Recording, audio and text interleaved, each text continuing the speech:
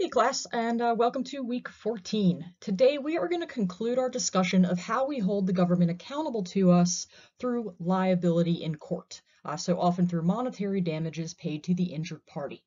Last week we focused on torts in general and the Federal Tort Claims Act specifically, and those concepts are applicable in this lecture as well. But we are going to focus on Section 1983 liability, and that is the liability of local and state officials, often police officers, for violating our constitutional and other federal rights. You'll see here I've got a Black Lives Matter protest from earlier this year, and that is because we're going to talk about police misconduct and how Section 1983 helps us hold police accountable. So what is Section 1983? It is a civil rights law. It is found in Title 42 of the U.S. Code, 42, Section 1983. So Title 42 focuses on the public health and welfare, and Section 1983 is part of a broader set of civil rights laws. Section 1983 itself does not confer any affirmative civil rights. Instead, it is the component of our civil rights laws that allow an individual whose civil rights have been violated to sue the state and local government officials and other employees who are responsible for those violations, assuming that those government employees were acting under the color of state law. And that phrase, under the color of state law, means that the person was acting pursuant to any state statute, regulation, local ordinance, official policy, or even custom. Title 42 focuses on public health and welfare as a whole. Chapter 21 focuses specifically on civil rights. Now remember that when Congress passes a law, it issues that law as a public law, and then various pieces of that public law are broken up and placed into the U.S. Code. We are going to take a look at three of these sections in the U.S. Code, 1981, 1982, and primarily Section 1983. But there is quite a bit more because Chapter 21 houses the majority of our country's civil rights laws. So some of the other subchapters in Chapter 21 deal with protections for individuals in government-run institutions, such as prisoners, juvenile detainees, and even individuals in state-run nursing or long-term care facilities. Also public accommodations, public schools, and equal employment matters. So if you're interested in civil rights statutes, then Title 42, Chapter 21 contains the statutes that you are looking for. We start with Section 1981, which is a statement of equal rights under the law. It makes it clear that every person within the United States has all of the same rights enjoyed by white Americans. In addition to that general statement of equality under the law, Section 1981 specifies that those rights also include the right to make and enforce contracts, sue in court, and the right to security of one's person and property. And finally, Section 1981 makes it very clear that the rights that it protects cannot be impaired by state governments or made the target of non-governmental discrimination, which is why your private employer cannot discriminate against you in employment matters. In last week's discussion, Sarah asked a great question. She asked what checks and balances are imposed on the judicial branch, and specifically if there's any way for Congress or the executive branch to oppose judicial actions. So as with many legal questions, the answer is it depends, but here we have the Civil Rights Act of 1991, which is a perfect example of holding the judicial branch in check. If Congress disagrees with a court opinion, even from the U.S. Supreme Court, it has the option of passing a law that effectively overturns that court decision. Now, that doesn't work if there's a constitutional question involved. The Supreme Court has the final say on what's constitutional, and only a constitutional amendment can change that outcome. But Congress can effectively overrule Supreme Court opinions that interpret federal statutes rather than the Constitution. Back in the 1980s and 1990s, Congress did spend some time overruling Supreme Court decisions about civil rights laws, so including voting rights and anti-discrimination laws. In those instances, the Supreme Court had narrowed or otherwise cast doubt on a bunch of these federal civil rights laws, and Congress wanted those laws to apply more broadly, so it took steps to remedy the situation. The Civil Rights Act of 1991 was one of those remedies. With this act, Congress effectively overturned 5 different Supreme Court cases and provided explicit protections against unlawful harassment and unlawful discrimination in employment. The Civil Rights Act of 1991 also provided the right to a trial by jury on discrimination claims, and it introduced the possibility of plaintiffs getting damages for emotional distress rather than physical or financial harm. It added protections expanding the rights of women to sue and to collect both compensatory and punitive damages for sexual discrimination or harassment. And through the Civil Rights Act of 1991, Congress wanted to make it clear, again, for the people who hadn't yet realized it, that all Americans are entitled to the same protections regardless of race. Section 1982 sets forth the property rights of all U.S. citizens. Again, it notes that all citizens have the same rights enjoyed by white Americans to do what they will with their property. So all Americans can inherit, buy, lease, hold, and convey both real property, that would be land and buildings attached to land, as well as personal property. And finally, we get to Section 1983, which says that a person acting under the color of state law who deprives a citizen of the rights, privileges, and immunities granted by the Constitution and federal laws will be liable to the injured party at law or in equity. So that brings up the question, what is equity? For our purposes, it's part of the common law, although that is not really quite accurate. So we've got to go back to England.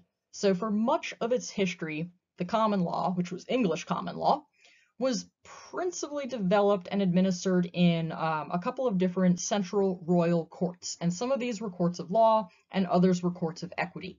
And courts of equity had a looser set of rules, basically to avoid potential harshness or inequity of all of the requirements of a court of law. So in modern U.S. law, the most important distinction between law and equity is the set of remedies each one offers. The most common civil remedy at law is monetary damages. Equity, on the other hand, allows the court to order injunctions or decrees that direct somebody either to act or stop acting. And often it's that form of injunctive relief that in practical terms is more valuable to a plaintiff. If you sue your neighbor for constantly parking his car on your nicely manicured front lawn, yes, you might want monetary damages to repair your landscaping, but what you really want is an injunction so that he never parks on your front lawn again. And Section 1983 lets you get both a monetary remedy and an equitable remedy. Another throwback to ye olde days, as we discussed last week, is sovereign immunity. Because the king was sovereign, a subject could not sue the king. And that concept of sovereign immunity has transferred to our current federalist system of government in the U.S. So the federal government and all of the state governments are sovereign entities. And historically, that means that we can't sue them unless they consent to be sued. Here in the present day, the federal government and all state governments have indeed consented to be sued in tort cases through various Tort Claims Acts. But back in 1793, those Tort Claims Act didn't exist, and the general rule was that you could not sue state governments, units of state governments, or state or local officials or other employees. In this case, South Carolina resident Alexander Chisholm, he was the plaintiff. He was actually the executor of the estate of Robert Farquhar. And on behalf of the estate, Chisholm sued the state of Georgia over payments that were due to the estate for goods that Farquhar had supplied to Georgia during the American Revolutionary War. Georgia refused to appear in court, claiming that as a sovereign state, it could not be sued without its consent. The Supreme Court ruled that federal courts could hear disputes between private citizens and states. So in essence, this case, Chisholm versus Georgia, stripped states of their sovereign immunity. So that case was decided in 1793, and the states were not happy about it. They acted quickly, and in 1795, the 11th Amendment was ratified. The 11th Amendment overruled the holding in Chisholm v. Georgia, and it again recognized state sovereign immunity. So under the 11th Amendment, citizens of another state or of a foreign country can only sue one of the states of the United States with that state's consent. The 11th Amendment, it established that federal courts do not have the authority to hear cases brought by private parties against a state of which they are not a citizen. So if I live in Maryland, I can't sue the state of Colorado in federal court, not even in the federal court that is located in Denver, Colorado. And that is because, per the 11th Amendment, federal courts just do not have jurisdiction to hear those suits. The Supreme Court has extended its interpretation of the 11th Amendment to make it applicable to all federal suits against states brought by private parties, regardless of citizenship. But a state's sovereign immunity is not absolute. Congress can waive a state's 11th Amendment sovereign immunity, even if the state does not consent, in order to enforce the guarantees of the 14th Amendment. The Constitution is the supreme law of the land, and states cannot hide behind claims of sovereign immunity when they violate the Constitution. It is useful to understand the historic backdrop of Section 1983.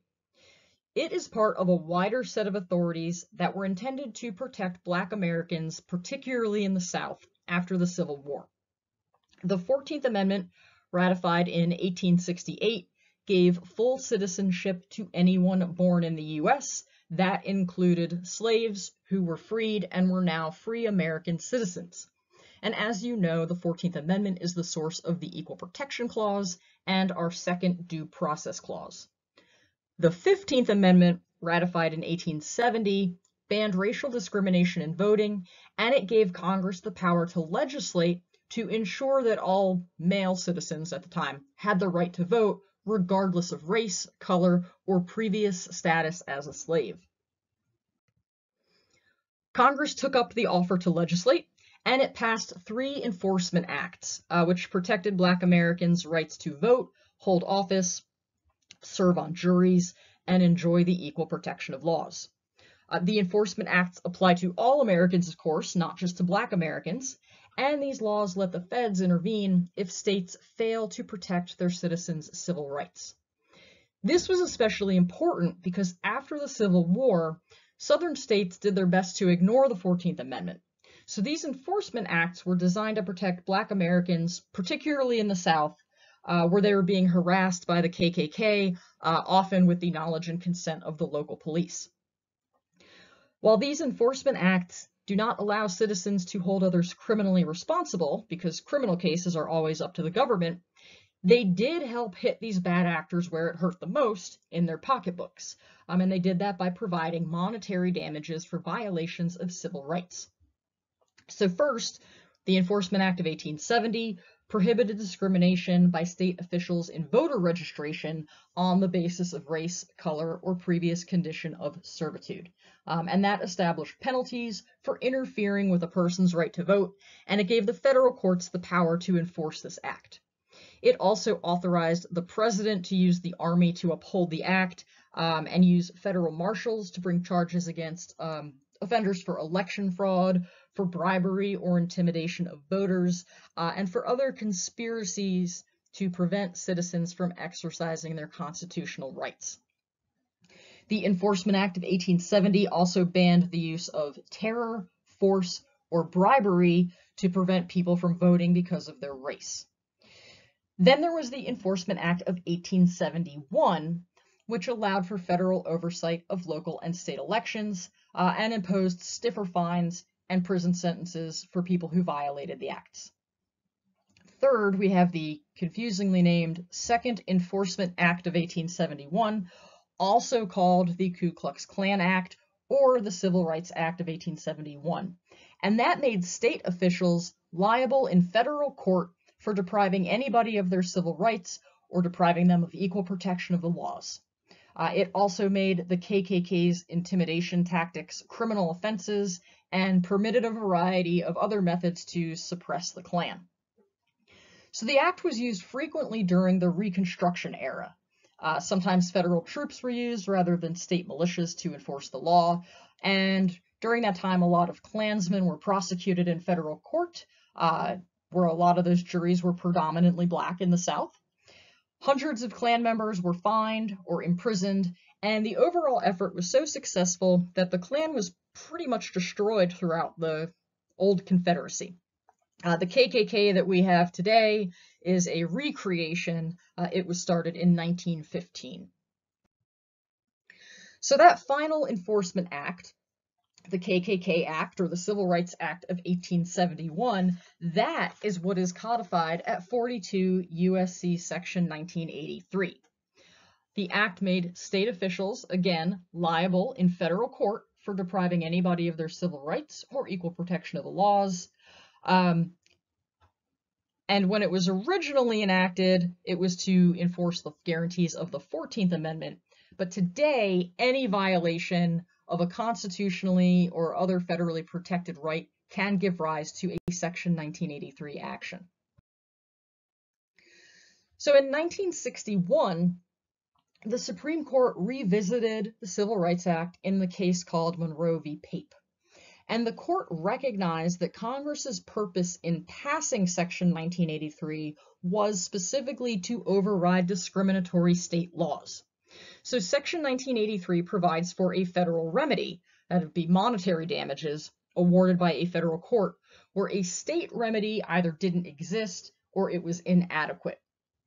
Some states in the South post-Civil War, where officials were harassing or disenfranchising Black Americans, did in fact have laws on the books saying that wasn't okay, but in practice it didn't matter because Black Americans were not able to get into the courts to enforce those laws and enforce their civil rights. So Congress provided this other path forward through Section 1983, although it was rarely used until it was resurrected in the Jim Crow era. In the Monroe case, 13 Chicago police officers broke into the residence of the Monroe family, who were Black Americans. The police roused Mom and Dad Monroe from their bed, made them stand naked in the living room, while the officers just ransacked their house, went through every room, emptied all the drawers, ripped mattresses open, and all of that. The police in this case had no search warrant, they had no arrest warrant, but they took Mr. Monroe to the police station and interrogated him. And they didn't let him make any phone calls or contact a lawyer. Mr. Monroe was not charged because he was not guilty of anything, and he was finally released. So then the Monroe family, 6 children plus their parents, sued the police officers and sued the city of Chicago for violating their civil rights under Section 1983. The Supreme Court in this case dismissed the complaint against the city itself, finding that Congress had not intended the word person in the statute to apply to municipalities. That aspect was later partially overruled in 1978. We will talk about that. It's called the Monell case, and it held that local governments can be persons under Section 1983 under certain circumstances. So while the court let the city of Chicago off the hook, it reversed the lower court's dismissal of the complaints against the police officers. And the Supreme Court said Congress clearly meant to give a remedy to parties who were deprived of their constitutional rights, privileges, or immunities by an official's abuse of his position. That was the point of Section 1983. And furthermore, the court held that the federal remedy was available even though Illinois had constitutional provisions that provided similar protections. So Monroe remains good law for the proposition that the state action language of Section 1983 is satisfied by the actions of any state actor at any level of state or local government. So let's break down specifically what Section 1983 says. It says every person who is acting under the color of state or territorial law, and that includes regulations. So any person acting under the color of law who deprives in some way a U.S. citizen or other person of a legally protected right is liable in a civil action to the injured party. So the injured party would have to file a lawsuit in federal court against the person who violated their rights, much in the same way that injured parties can file tort lawsuits in state courts. So now we know what it says, but what does some of that mean? Specifically, what is color of law and how does one act under it? The color of law is a legal claim to some type of right or authority, or, and the or is very important, the appearance of that right or authority. So the phrase under the color of law typically refers to an act committed by a government official under the appearance of authority, but it's actually unlawful because what they're doing exceeds their authority. It is often easiest to understand these concepts in the law enforcement context, so that's what we're going to talk about for the most part. But just keep in mind that Section 1983 applies to any government official, and it even applies to anyone who is impersonating a government official. I like to joke and say that, there's a reason male strippers dress like cops, tear off those pants so fast. It's a bad idea to go around dressed like a police officer if you are not, in fact, a police officer. So the color of law provides the government official with authority, and the official can act because they generally have the authority to act. A police officer has the authority to arrest you. But in Section 1983 suits, the officer goes beyond their authority. So like I just said, a police officer has the authority to arrest you. And that's true, assuming that they've got probable cause or a warrant. If a police officer arrests you without probable cause or a warrant, it is an unlawful arrest because it exceeds the officer's legal authority. But regardless, that officer is still acting under the color of law. Keep in mind, it's very important that these color of law suits, they are not limited to authorized actions. They are typically about unauthorized actions that occur because there is some grant of authority to a state or a local official. In the law enforcement context, it applies even to off-duty actions if the police officer is in uniform or otherwise identifies themselves as a police officer. So let's say Officer Jill, she's off duty at a bar, she gets into a fight and punches another patron who suffers an injury.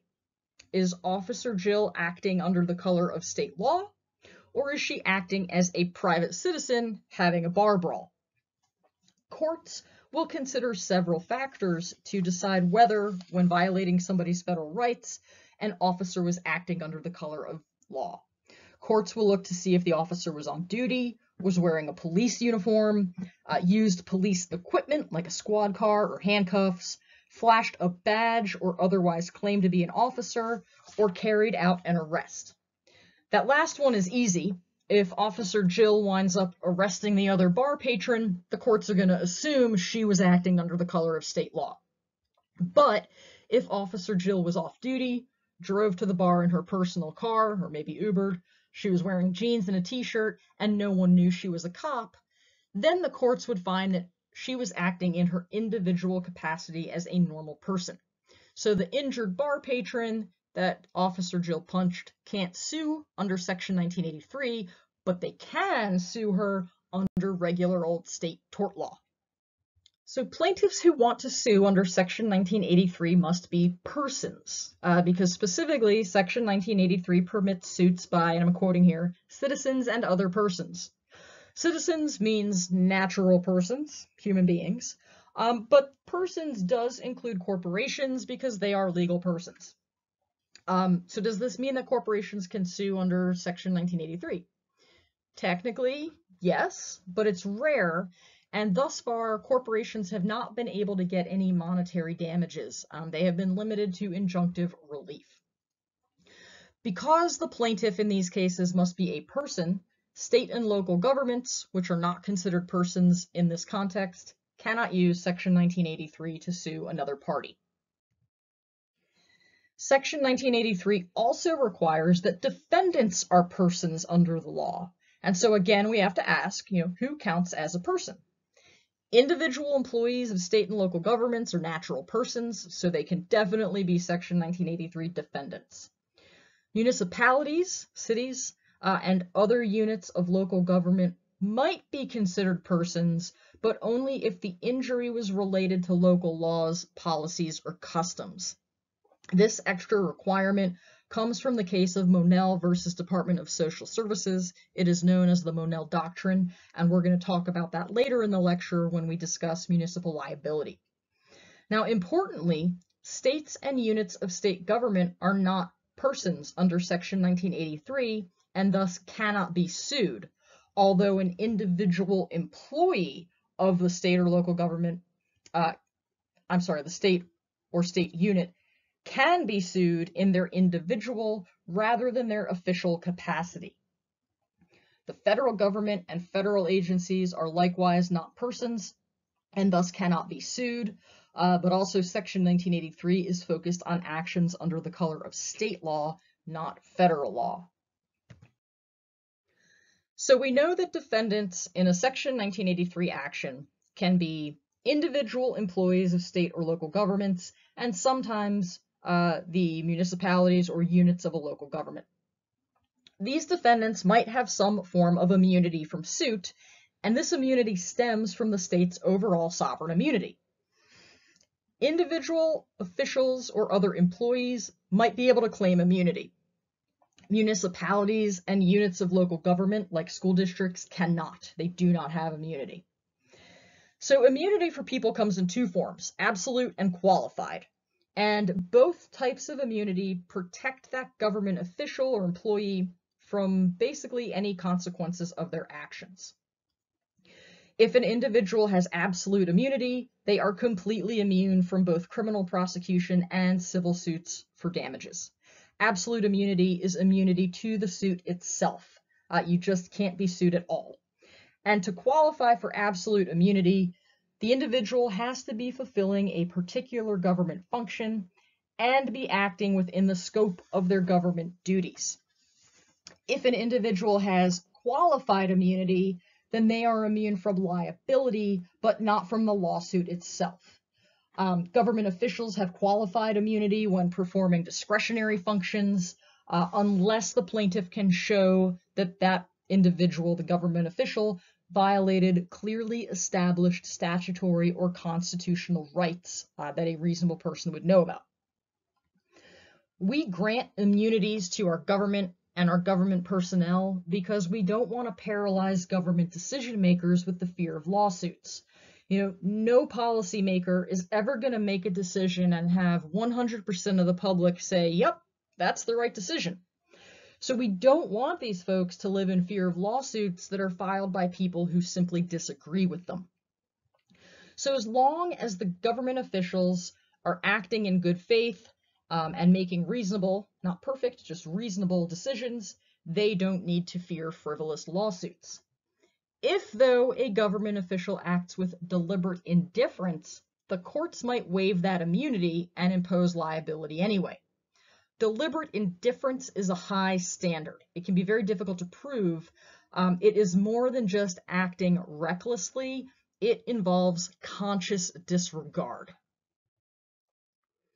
So as I said, absolute immunity is the immunity from the suit itself. It is the legal equivalent of Teflon. Nothing sticks. The defendant does have to file a motion to dismiss, but doesn't need to do anything else. Doesn't need to present any facts or arguments. The defendant's state of mind, the reasonableness of their behavior, and the question of whether the defendant was performing a ministerial or discretionary act, none of that matters. Now, not everybody gets absolute immunity. It applies to lawmakers when they are engaged in the legislative process, judges when they are acting in their judicial capacity, so presiding over a trial or writing an opinion. It applies to government prosecutors when they are making charging decisions. It applies to executive officers when they are performing adjudicative functions, so think about agency hearings.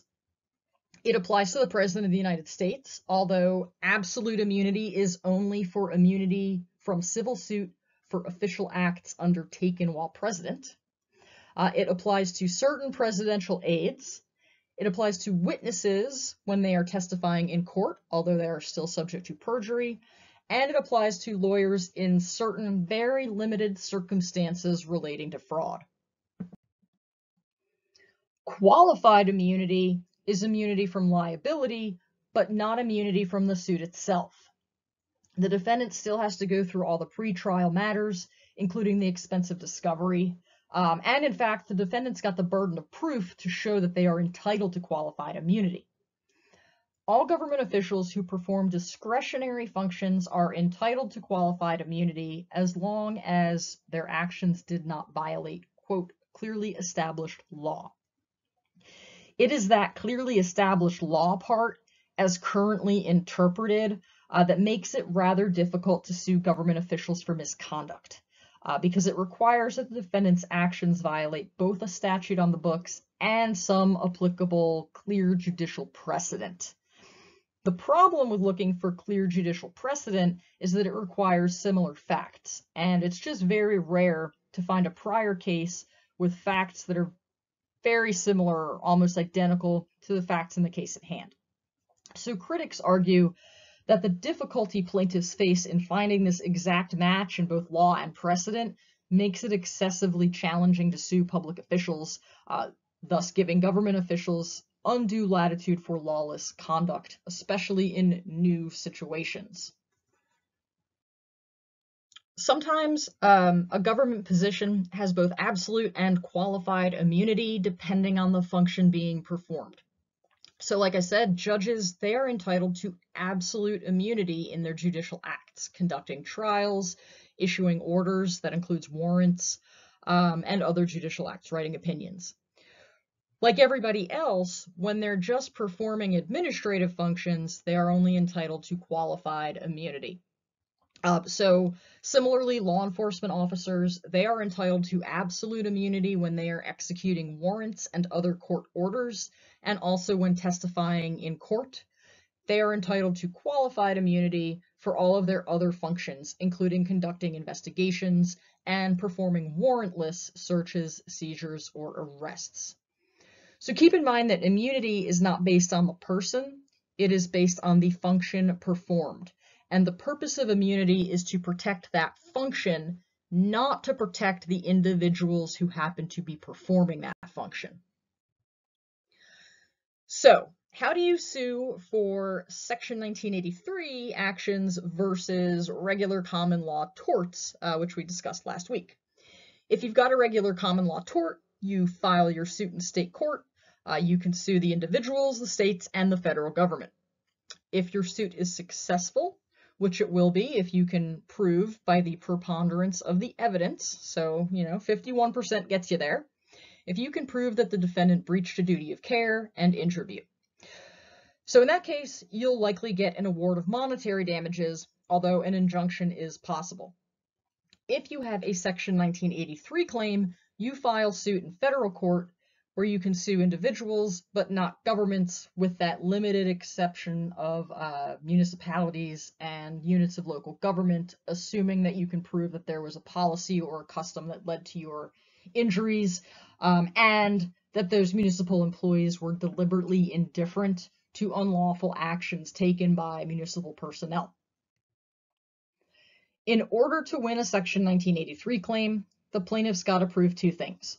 One, that the defendant was acting under the authority of the state, so AKA under the color of state law. The defendant's got to be employed in a position such as a police officer, where the defendant does indeed have the authority to search, seize, arrest somebody, or issue a fine, but in these cases, the defendant exceeded that authority. So that's the first thing you got to prove. They're acting under the authority, color of state law. Second, the plaintiff has to prove that the defendant's actions deprived the plaintiff of a constitutionally or other federally protected right. Now, that deprivation does not need to cause a financial injury. It doesn't need to have medical expenses or lost wages. Plaintiffs can get damages for physical pain, and for emotional distress. A successful plaintiff in a Section 1983 claim is entitled to monetary damages, and these can come in different forms. Nominal damages are a very minimal award of money, think like $100. And that indicates that yes, the court agrees with the plaintiff that there was a violation, but the plaintiff isn't able to prove that there are any actual damages. Then there are actual or compensatory damages. These are an award of money that reimburses or compensates the plaintiff for proven injuries. And this breaks down into two types. There are general damages. Those are an award of money that reimburses the plaintiff for types of injuries that can't really be easily assigned monetary value, like pain and suffering or emotional trauma. Special damages are the award of money that reimburses the plaintiff for actual out-of-pocket expenses, things like medical expenses and lost wages. Finally, there are punitive damages, which are an award of money, enough to make it hurt, to punish the defendant and hopefully ensure that the defendant does not behave unlawfully in the future. So today, Section 1983 is one of the most powerful means by which individuals can sue over violations of their federally protected rights, and that includes constitutional rights. Often in Section 1983 cases, we're dealing with First, Fourth, and Eighth Amendment rights, as well as due process and the rights to equal protection, so 14th Amendment, and the right not to face discrimination in employment. So Section 1983 is used quite a lot today. Common Section 1983 actions include suits against public sector employers and suits against public sector employees. For employers, common suits deal with various types of employment discrimination. So the suit can reach discrimination in hiring, firing, and general employment. And usually that discrimination is, race, national origin, gender, or religion. For employees, often these are police officers and public school officials, also correctional officers. Section 1983 applies to claims that those employees have violated the Due Process Clause, the Equal Protection Clause, or other constitutionally protected rights. So some common examples of Section 1983 violations are shootings by law enforcement officers against unarmed citizens, and other cases of police brutality and the use of excessive force. False arrests by law enforcement officers where there is no probable cause or evidence of criminal wrongdoing. Malicious prosecutions against prosecutors where there's no probable cause or evidence of criminal wrongdoing. Warrantless searches and seizures by law enforcement officers, physical injuries inflicted by correctional officers if the plaintiff is a prisoner and was either beaten or injured, otherwise injured by guards, or if the guards deliberately ignored the prisoner's medical needs. And also there are suits against schools or employers who punish or censor students or public employees for exercising their right to free speech or their right to freedom of and from religion. Now, probably the most common uses of Section 1983 are suits against law enforcement officers for false arrest and the use of excessive force, which are violations of the Fourth Amendment's prohibition against unreasonable searches and seizures. So families of people killed by the police or individuals falsely arrested or otherwise injured by the police can use Section 1983 to hold those officers accountable. Now, for quite a while, the Rodney King case from LA back in the early 90s, that was a prime example of an excessive force suit. It was probably one of the first caught on video. But unfortunately, recent events across the US have now provided us with many, many more examples. And we will talk more about excessive force suits in a little bit when we discuss municipal liability. School districts and school officials are another common Section 1983 defendant. While school cases usually involve teachers disciplining students, sometimes they get real interesting. And that happened in the case of Robbins versus Lower Merion School District. And that is a school district in the suburbs of Philadelphia, Pennsylvania. This was a 2010 federal class action lawsuit. It was known as Webcam Gate. On the East Coast, it was a really big deal. It did not get as much play in Colorado, but there's a pretty interesting Wikipedia entry about it. So the crux of the case is that high schools in the Philly suburbs were secretly spying on students in their own homes using webcams that were embedded in school-issued laptops. So together, the schools took over 65,000 photos of students in their own homes, and that included in their bedrooms.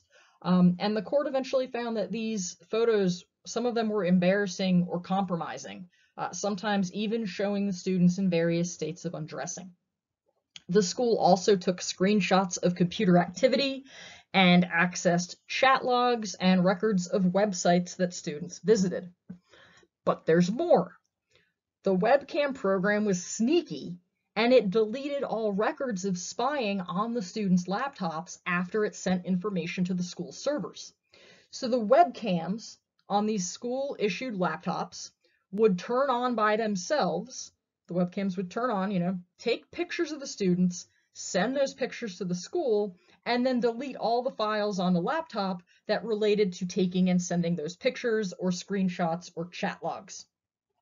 The parents sued under Section 1983, alleging that the school district, which is a government agency, a local government agency, was violating the students' constitutional rights to privacy and was also engaged in an unlawful search or unlawful searches of private homes and other private information by using those webcams to take photos and by using other software to take screenshots or otherwise track what the students were doing on their computers. This is on the screen one of those 65,000 photos taken by the school-issued webcams. In this photo, you can see then 15-year-old Blake Robbins. He is asleep in bed, and he is actually the reason that anybody found out about these webcams in the first place. The story broke after Blake was disciplined at school for behavior he engaged in at his home. So his school suspended him for taking drugs based on images that they got from these webcams. It turns out that the vice principal, who apparently had nothing better to do, was looking through all these webcam photos and saw pictures of Blake sitting at his laptop and eating Mike and Ike candy. Now, Mike and Ike candy does kind of look a little bit like pills, but for reasons that I can't really fathom, the vice principal jumped to the conclusion that Blake was taking illegal drugs and suspended him. And because the school had to give a reason for the suspension, Blake's parents soon found out about these webcams. The school district at first held a press conference to vehemently deny that it was taking any pictures with school-issued webcams. Then they gave in a little and said, oh, well, we guess those webcams were taking photos, but we did not know about it. However, before the scandal fully broke, the school district's IT guys were exchanging emails about the photos and about the whole situation itself, calling it a soap opera and noting that it was awesome. So emails provide a lot of evidence. Sometimes lawyers call them evidence mail. So eventually the school district had to settle the suit. They agreed to pay $610,000. The U.S. Attorney's Office, the FBI, and the district attorney cleared the school district and its employees of any criminal wrongdoing, although it is worth noting that the district's IT director invoked her Fifth Amendment rights and was placed on administrative leave. The school district acknowledged what it did, it apologized for its mistake, and it revised its policies and procedures to put privacy safeguards in place. But still, this was crazy, and now that schools issue a lot of laptops, it would be interesting to know whether this is happening elsewhere. Okay, so quick recap of a Section 1983 checklist. You ask a couple questions.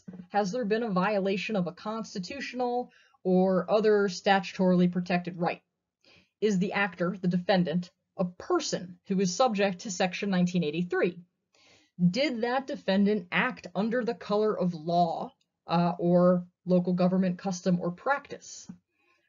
Are the actions complained of connected to the deprivation of rights in a reasonably foreseeable manner? Again, this gets back to the proximate cause part of tort law. And then you also ask if there are any defenses to liability, such as immunity or lack of standing to sue or lack of ripeness. So if the answers to those first four questions are yes, then you do have a valid Section 1983 action. The defendants may have immunity, but you've got a cause of action.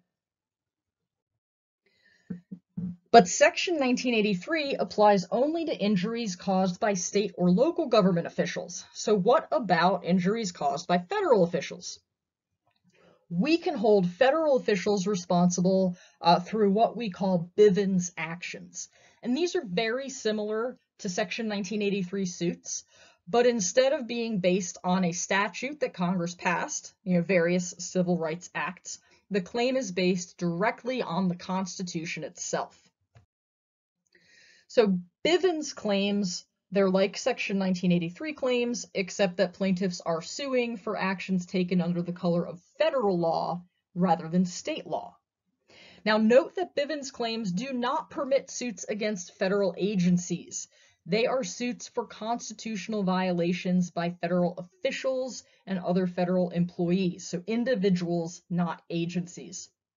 And Bivens claims are limited to constitutional violations. Plaintiffs can't sue federal officials for violating just federal statutes. It's got to be the Constitution. And the rationale for this is that Congress can provide for affirmative causes of action for the violation of statutes, but constitutional claims are so important that they can be brought directly under the Constitution itself. All of the standard Section 1983 rules apply to Bivens actions, same standards of proof, same immunities for government personnel. Now, in the Bivens case, the case itself, what happened was 6 DEA agents entered Mr. Bivens' apartment, arrested him, handcuffed him in front of his wife and child, and actually threatened to arrest the whole family, including the kid. The DEA agents thoroughly searched the whole apartment, searched Bivens himself. They were looking for drugs, but they were clearly looking in the wrong place. Having found no drugs or signs of drugs, the agents then took Mr. Bivens into custody, interrogated him, and charged him, although those charges were later dropped. Bivens sued, claiming that the DEA agents had no search warrant and no arrest warrant, that the search and arrest were without probable cause, and that the DEA agents used unreasonable force. Now, Bivens sued under the Fourth Amendment. The DEA claimed that the Fourth Amendment did not provide a cause of action, meaning that while, sure, the Fourth Amendment gives us the right to be free of unreasonable searches and seizures, the DEA claimed that there had to be some statute in place in order for us to actually sue for violations of our Fourth Amendment rights. So the DEA argued that Bivens could only sue under a state law tort claim for invasion of privacy. The Supreme Court did not agree. So the Supreme Court said, for every legal wrong, there must be a legal remedy. If there's no remedy provided by law, then there has to be a private right of action, meaning that you can sue in civil court, to hold government officials accountable.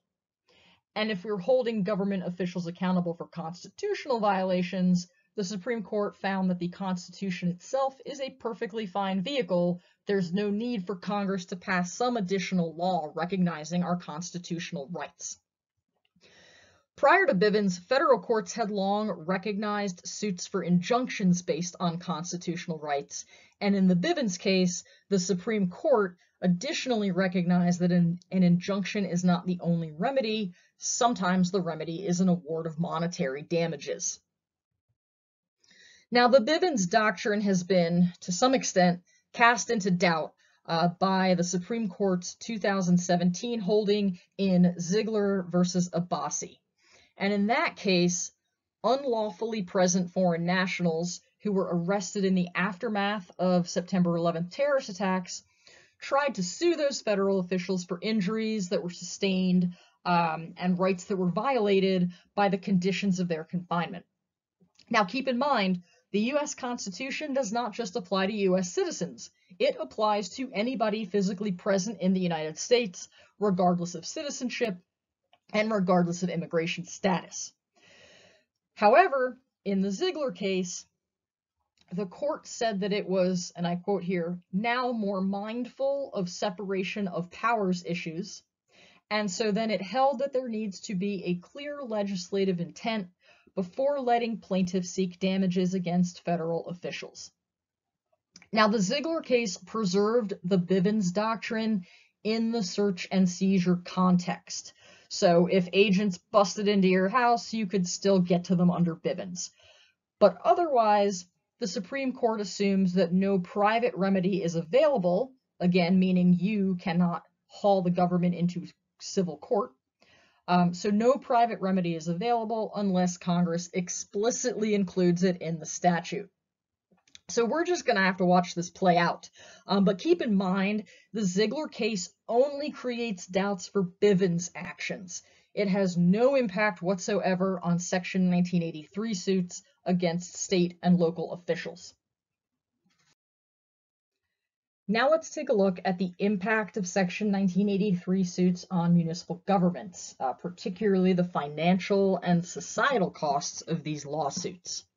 And the majority of Section 1983 lawsuits against municipalities are, as I've said, against police officers and public school officials. We're going to focus on police misconduct, specifically excessive force cases, because of their cost to the community and their relevance just in terms of today's current events. So some costs of Section 1983 claims are immediate and direct. Obviously, for the victim who is killed, the immediate cost is their life. The government deprived that person of their life without the due process of law. In the U.S., around 1,000 people are killed by law enforcement officers every year. Now, this does not mean that 1,000 unarmed people are killed or 1,000 innocent people are killed, because there are police shootings that are lawful. But recently, we have just seen so many cases: Michael Brown, Tamir Rice, Walter Scott, Freddie Gray, Philando Castile, Breonna Taylor, George Floyd, Rayshard Brooks, and others who have been killed through no real fault of their own, sometimes through no fault of their own whatsoever, in an unconscionable deprivation of due process. For victims who survive, there are the costs of injuries, medical expenses, lost wages, and what have you. The victim's family also suffers immediate and direct costs, including emotional pain, financial loss, and broken homes. There are also immediate direct costs to the government agency. In this case, it would be a police department. Those costs might be reputational, a loss of morale, a loss of community support, or even worse, active distrust in the police by members of the community. And if the community doesn't trust the police, then the police can't rely on the community to help them solve crimes. There are also immediate but indirect costs. It's expensive and time-consuming to engage in investigations and prosecutions. It's incredibly expensive and time-consuming to engage in litigation. And of course, it's expensive to pay out money in settlements or court awards of damages. There are costs to the community at large, as it suffers the loss of parents, teachers, mentors, and friends. Lately, some communities have also had to absorb the cost of protests against these police actions. And depending on how police and prosecutors and local officials handle the problem, there can be a reputational cost to the community, the municipality, and even the state. And these reputational issues drive away business and tourism. There are also future costs of police misconduct. So it can lead to a continuing or increasing distrust of law enforcement. It can even lead to a loss of trust in the social compact. And it can negatively impact our national reputation. Both mass shootings and recent police shootings of unarmed Black and brown people have led other countries to warn their citizens against traveling to the US. I find that distressing and embarrassing for our country. Also keep in mind that many acts that violate our federal constitutional rights are also torts under state law. So, for example, unjustified or excessive use of force by an officer can violate the Constitution, and it can also be the tort of battery under state law. So, municipalities can pay two ways, the state level and the federal level. Now, Bivens itself recognized that state tort law is not really an adequate vehicle for vindicating federal rights, but that it might be the only option for violations of our constitutional rights by federal officials outside of the Bivens search and seizure context. There are some weird twists here. There is a widespread, although likely inaccurate, view that a law called the Westfall Act prohibits state court tort suits against federal officers. Instead, it redirects the plaintiff to the Federal Tort Claims Act. That means that the plaintiff would get nothing from the individual officer, but might get damages from the federal government. Now, these twists only apply to federal officials. State and local officials are definitely accountable to us through both Section 1983 claims and state tort law claims. A bit earlier in the lecture, I noted that the Monell Doctrine allows Section 1983 plaintiffs to sue municipalities and units of local government. That doctrine comes to us from the 1987 Supreme Court case, Monell versus Department of Social Services of the City of New York. And the plaintiff in that case, well, it was plaintiffs, but Jane Monell was part of a class of female employees of either the New York City Department of Social Services or the New York City Board of Education, who were compelled to take maternity leave before there was any reason for them to be out on leave. And so Monell and the other women sued for back pay, alleging that the city violated their constitutional rights by treating them differently because of their gender. The court in Monell held that a local government is a person for Section 1983 purposes and thus can be sued. But the court said that claims against local governments have to be based on the implementation of a policy statement, ordinance, regulation, or official decision. Policy claims can be very hard to prove because, as you might imagine, most agencies don't actively promulgate unlawful policies. So the court allowed that an informal custom could be sufficiently strong to constitute its own type of policy. So Monell claims can be based on policy, custom, and also claims that the government failed to train, supervise, discipline, or screen its employees. We just lump these under failure to train as a category of claims, and they require that the government acted with deliberate indifference. So again, a very high standard that requires more than just recklessness. In Monell claims, the local government liability, the municipal liability, it stems from the officer's unlawful act in the police context, but the plaintiff is suing the municipality not for the unlawful act itself, but for implementing policies that led to the unlawful act. So consider how all of this factors into the Section 1983 claims brought by George Floyd's next of kin against the city of Minneapolis and several of its police officers. I intentionally did not include the video of George Floyd's death, but it's just chilling to watch a police officer or anybody kneel on another human being's neck and just ignore his desperate pleas of, I can't breathe, for such a very long time. If for some reason you are not aware of the facts of the George Floyd case, on May 25th, 2020, George Floyd, who is a 46-year-old Black American, was killed in Minneapolis while being arrested for allegedly using a counterfeit bill. As you may realize, passing counterfeit money is not a violent crime. So even if you were given due process and convicted in a court of law, you would not be put to death for it. During the arrest, Officer Chauvin a white Minneapolis police officer knelt on Mr. Floyd's neck for about 9 minutes, and that was after Mr. Floyd was already handcuffed and lying face down on the pavement. And the officer refused to listen to pleas from Mr. Floyd himself, from bystanders, and even eventually from his fellow officers. So in this case, the plaintiffs are suing individual police officers in both their individual and official capacities, alleging that they deprived Mr. Floyd of his 4th and 14th Amendment rights to be free from the government's use of excessive force. The plaintiffs are also suing the city of Minneapolis, alleging that city policies and training ultimately allowed for the officers' misconduct and Mr. Floyd's subsequent death. Specifically, the complaint alleges that the written policies and training established and/or approved by the mayor, the city council, and the police chief constitute the official policy of the city of Minneapolis and were the moving force behind Mr. Floyd's death. If you haven't done so yet, please do read the complaint filed by the plaintiffs, the trustee for Mr. Floyd's next of kin. After it goes through the introduction, the statement of why the court's got jurisdiction and venue, and the identification of the parties, the complaint gets into factual allegations. And it breaks those down into the allegations related to Mr. Floyd's arrest and death, and then the allegations related to city policy.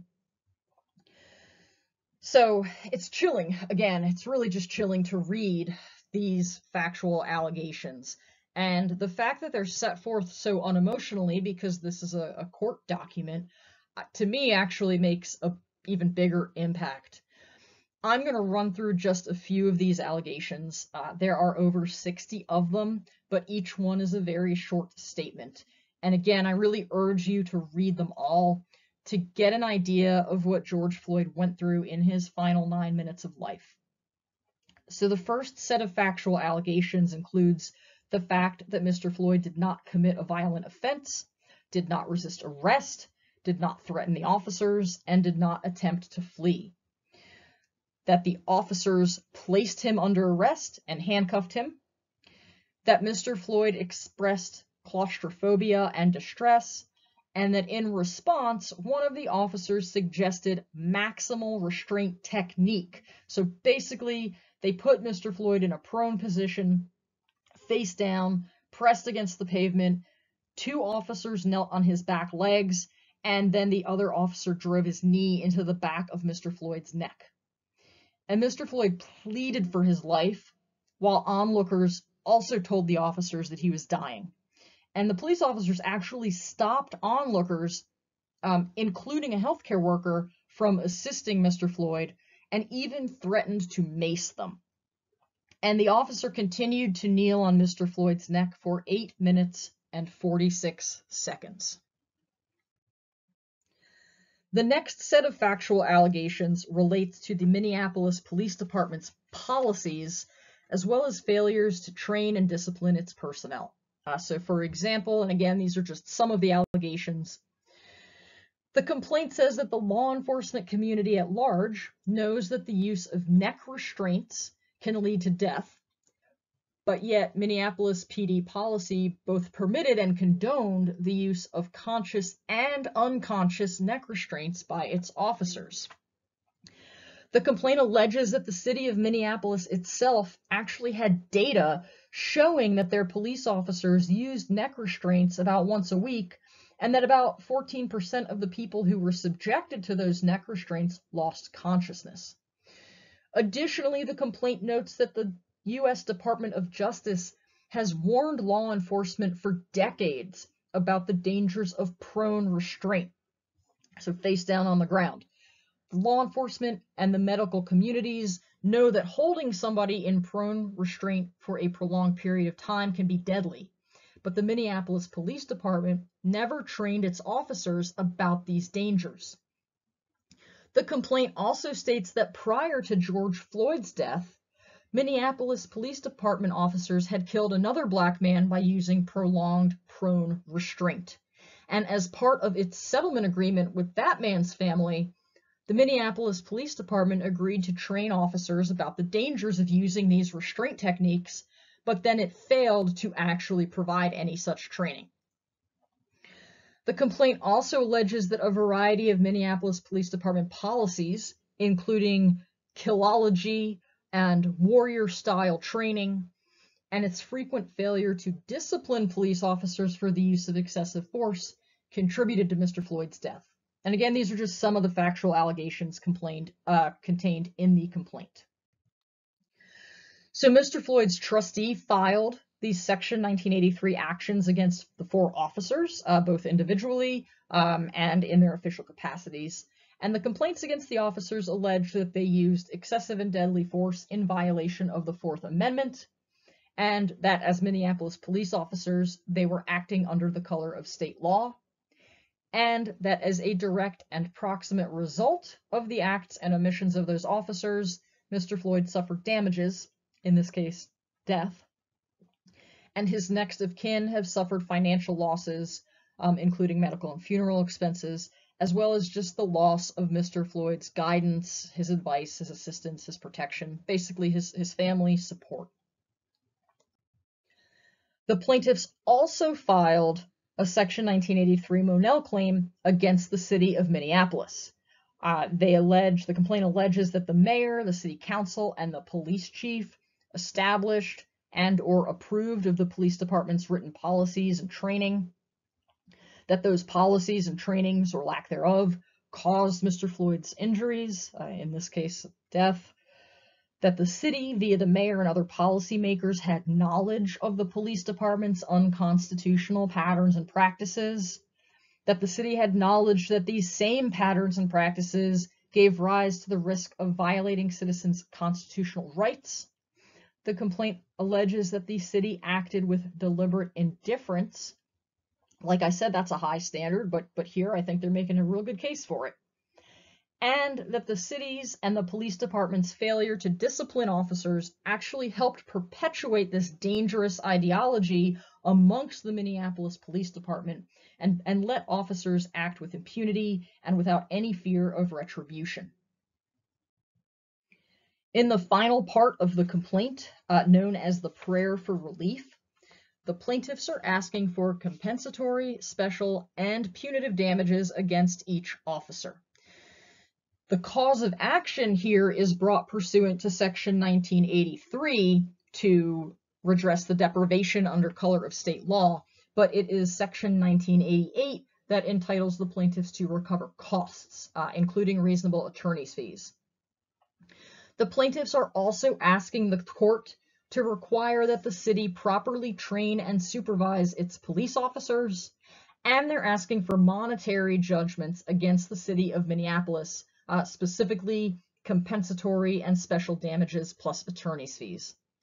You will note that the plaintiffs are not asking for punitive damages against the city, and that is because for many decades now, the Supreme Court has held that cities and other municipalities are not liable for punitive damages. That is something that we are going to talk about on the discussion board this week. So in the aftermath of George Floyd's death and the suit against Minneapolis police officers, the judge recently rejected the defense's request for a change of venue in the trial of the officers. You'll recall that we talked about changes of venue and how they are sometimes granted if the judge feels that the defendant can't get a fair trial in the community. The judge also ruled that the now former police officers are going to be tried at the same time. And he stated that holding this single proceeding for all 4 officers would ensure that the jurors understand all of the evidence and get a complete picture of Mr. Floyd's death. Police in the U.S. Killed 164 Black people in the first 8 months of 2020. CBS News actually put together a list of names similar to kind of what you would see at the Vietnam War Memorial. Earlier this month, voters in a bunch of different states overwhelmingly approved police reform measures. That reflects a growing demand for greater law enforcement accountability after the death of George Floyd and other Black and Brown Americans. Some of these reforms include creating or strengthening police civilian oversight boards, giving them subpoena powers and disciplinary powers, banning no-knock warrants, and limiting the use of chokeholds and other neck restraints, requiring officers intervene if they believe a fellow officer is using excessive force, requiring police to wear body cameras and allowing greater public access to both body and dashboard camera recordings, mandating racial bias training, de-escalation training, and crisis intervention training for police officers, and creating mental health crisis response teams to respond in coordination with the police, so they respond at the same time. A lot of these reforms run along the lines of reforms that have already passed in places like Massachusetts and New York, and those were also passed in response to widespread protests over racial injustice and police violence. So now we wait and we see if these reforms really do reform policing in the US to make sure that all of our government officials are accountable to us, the people. All right, thank you for sticking with me during the long lecture. As I mentioned, we are going to talk about torts and municipal liability for police misconduct on our D9 discussion board. That is your only graded item that is due this week. Next week is fall break. Use it to work on your policy analysis memo summary. If you haven't already, see the revised assignment guidelines in our classroom. You don't have to submit the whole memo, you just have to submit a summary of it. And finally, next week is your last chance to post news items for credit. So if you haven't already posted 5 of them, go ahead and make sure that you do that by the end of next week. All right, again, thank you for listening. Stay safe and well over break, and I will see you on the discussion boards.